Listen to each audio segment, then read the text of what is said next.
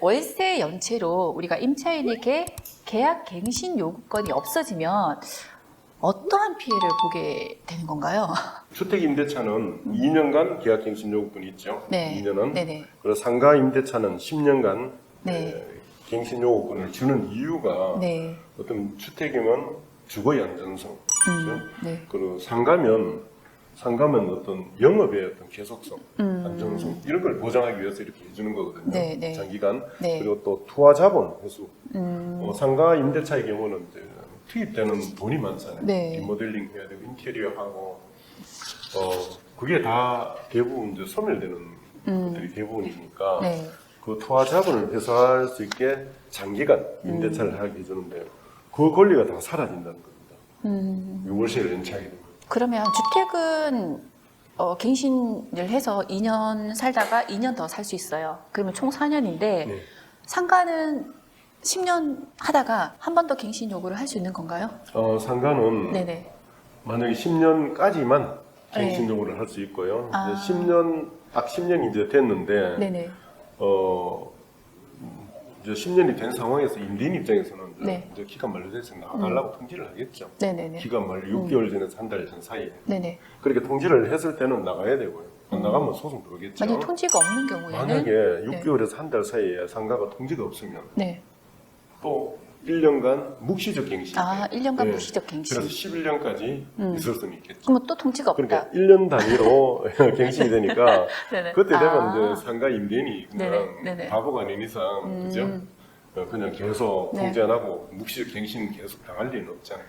주택 임차인의 월세 연체로 인한 그 갱신 요구권 소멸에 관한 법 규정에 대해서 조금 간략하게 소개 좀 네. 부탁드리겠습니다. 주택임대차보호법 6조의 3에 보면 임대인은 임차인이 임대차 기간이 끝나기 6개월 전부터 2개월 전까지 사입니다. 그때부터 새로 체결된 이제 2개월. 주택임대차나 네네, 맞아요. 갱신되는 임대차는 계약 갱신을 요구할 경우에는 정당한 사유 없이 거절하지 못한다 돼 있고 네. 임대인이 거절할 수 있는 정당한 사유는 아까 갱신 거절 사유가 그대로 원형이 되는데 거기 네. 보면 임차인이 이계의 차임액에 해당하는 금액에 이르도록 차임을 연체한 사실이 있는 경우 네. 그러니까 두 번 현재 연체하고 있거나 네.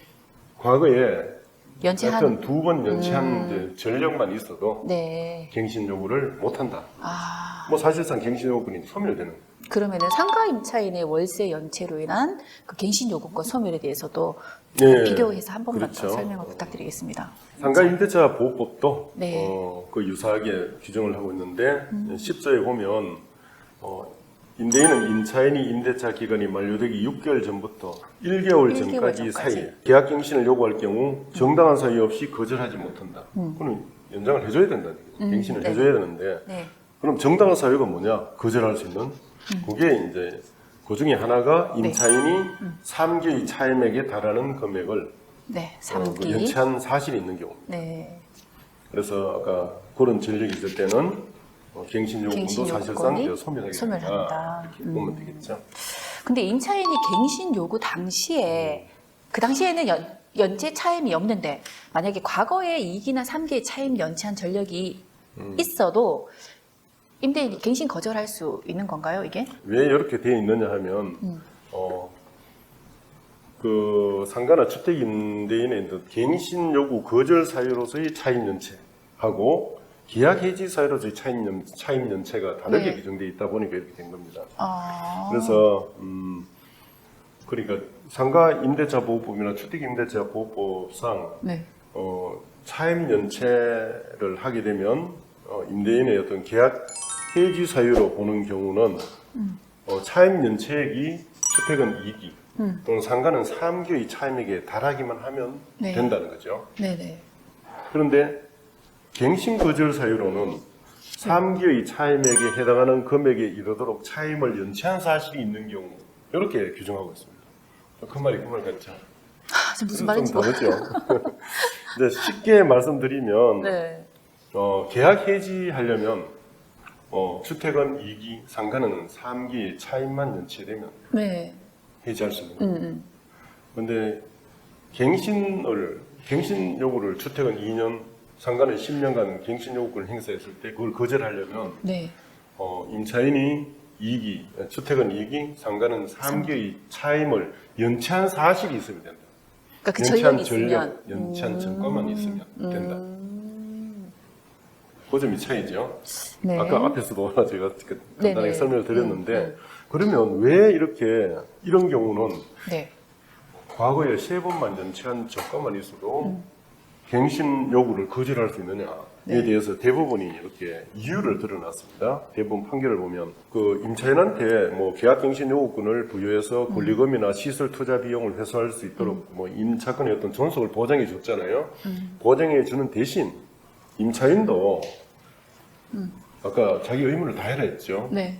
그러니까 이 차임을 제때 지급해야 되는데 3개의 차임에 해당되도록 또는 뭐 주택은 이익이죠. 해당되도록 차임을 연체한 전력이 있으면 사실이 있으면 이 임대차라는 게 당사자 사이 신뢰를 기초로 이루어지는 겁니다. 신뢰. 아무한테나 임대를 하기 어렵잖아요. 네. 그게 어느 정도 신뢰 관계가 기초로 임대차 계약 관계가 이루어지는데 네. 이런 신뢰 관계에 기초한 임대차 계약 관계 더 이상 유지하기 어렵다. 어렵기 때문에 이런 경우에는 임차인이 계약갱신 요구를 허용하지 않겠다는 게 대부분 판결의 어떤 취지입니다. 그런데 이제 다만 여기서 아까 네. 6개월간 면제해주는 특례 기간이 네네네. 있었잖아요. 네. 9월 29일부터. 그 네. 6개월 내에 연체한 거는 여기서 계산에 포함시키지 않습니다. 그렇겠죠. 예. 해줘야 되겠죠. 그래요. 이것도 네네. 사실은 꼭 짚어야 될 문제인 것 같습니다. 네네. 혹시나 또 저희가 그때 작년 9월 29일부터 올해 3월 29일까지 네. 그 안에 연체했던 전력은 포함되지 않는다라는 거. 예, 맞습니다. 네네.